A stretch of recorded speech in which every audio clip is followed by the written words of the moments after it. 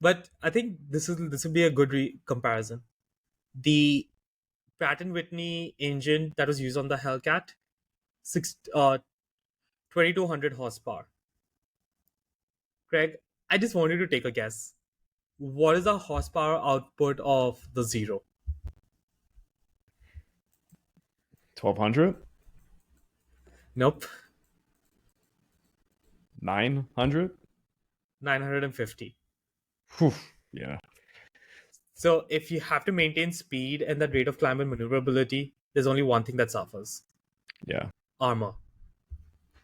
So that's why when I said the US fighters, when they wanted to avoid Japanese fighters over Japanese installations, fly through the flak. Yep. So that is the Zero. Do you want to Then, talk about the Val and the Cat a bit? Okay. uh, yeah, sorry, I would. I also have a little bit of the Judies and the Jills as well. Eh.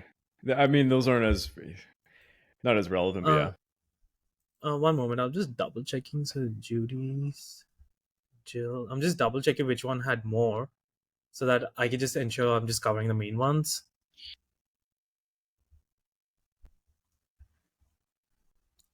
I'll just cover the Judys and the Jills then. So the Judys were the Yokosuka D4Y. Let me just share that I have the image. Just take over sharing.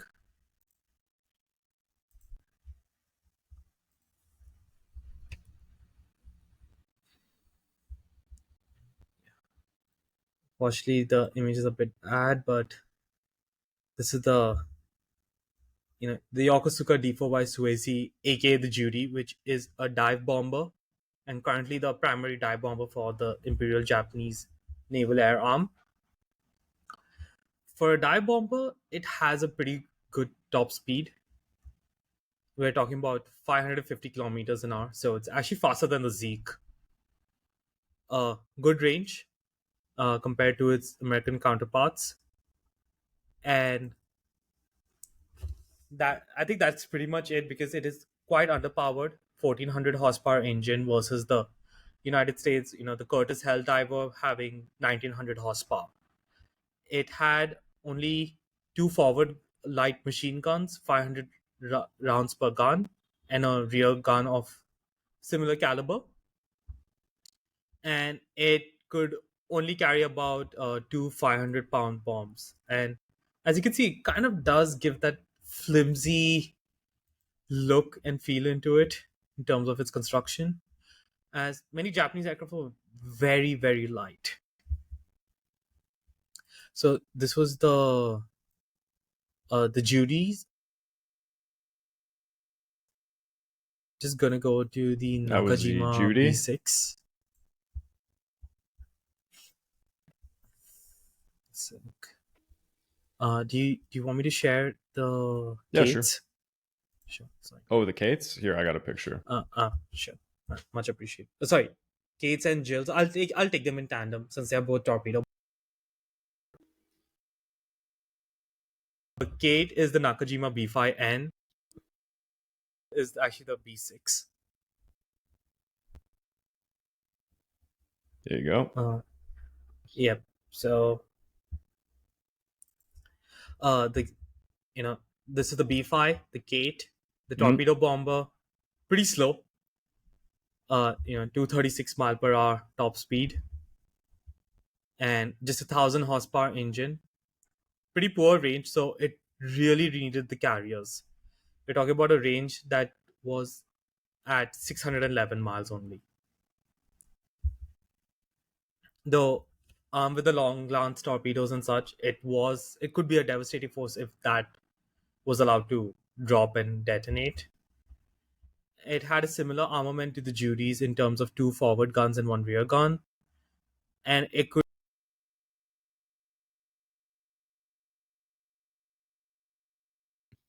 Yeah, I think Garev is breaking up a bit. And oh shoot, is it better now? Yeah, it's better now. Yeah, it wasn't really well armed in terms of the number of guns. Again, it just had two forward guns and a small number of rear gun, all light machine gun caliber, the 7.92 mm, and it could only carry like a 800 kg torpedo. The Jill, which was its successor, it was much faster, top speed of just over 300 miles an hour, so it has a 70 mile per hour advantage. Significantly better range from 600 miles, it's just under 1100.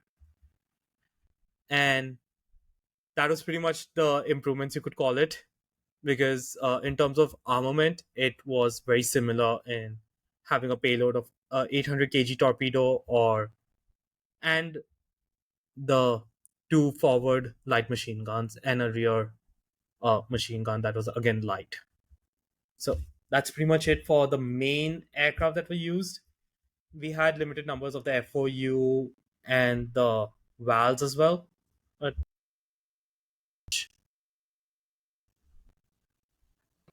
All right.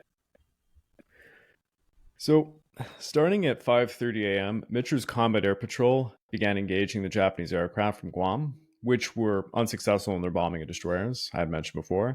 At 6:30 a.m., American radar then detected the Japanese air activity over Guam, and 4 Hellcats were sent to investigate. At 7:20, these arrived and they found themselves in the middle of many Japanese aircraft taking off. More Hellcats were rushed in, and beginning at 8:07 a.m., for the next hour, there was constant combat over and around the Guam area. Up to 33 American fighters were involved, and they claimed 30 fighters and 5 bombers. The Americans also claimed to have destroyed multiple other aircraft, possibly on the ground. Now, with the return of Japanese float planes, Ozawa was now getting more reports, and he was preparing to launch his first strike, deploying 69 aircraft. This is going to be 16 Zero fighters, 45 Zeros with bombs, and 8 Jills nice. with torpedoes at about 8:30 a.m. This is going to be under Obayashi's command. Fortunately for the Americans, radar warnings enabled Mitcher to dispatch every available Hellcat for interception. At 10:23 a.m., launching of every available Hellcat came from Task Force 58. They began to head east into the wind. The American carriers cleared their decks. All the airborne bombers on search and patrol missions were instructed to keep clear of the area, allowing the fighters to return as necessary for refuel and rearming. The goal was to just keep... It's Yeah, I just wanted to say, such a stark contrast to Midway. Midway, they were struggling to launch large air groups between just three carriers, and here they're coordinating yeah, of course. multiple carriers and decks, Yeah, yeah. and in much fewer minutes than what the Japanese were able to do. I mean, I'm pretty impressed with it. Yeah. The goal is obvious. It's to keep as many fighters in the air as possible to intercept all the incoming threats. The Hellcats reach interception altitudes between 17,000 and 23,000 feet, when at about 10:35 a.m. they spotted the incoming Japanese aircraft, identified as two groups of strike aircraft with escorting Zeros on each flank.